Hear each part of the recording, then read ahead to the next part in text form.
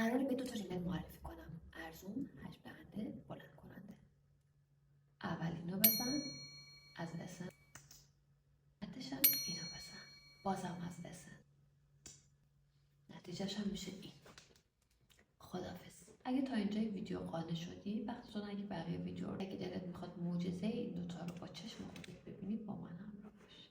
اول از همه از ریمل حجم دهنده اسنس همین سفیده استفاده میکنم.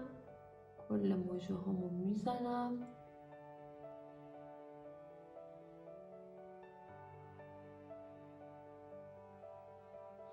مشکی اسنس استفاده میکنم.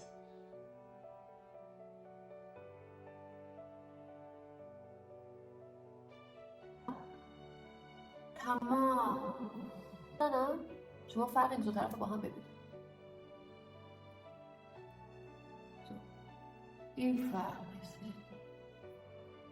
این ویدیو هم 2 تا عکس از این 2 تا میذارم که این ویدیو رو سیو کنین، هر وقت خواستین بخرین عکسشو سریع پیدا کنین. خداحافظ.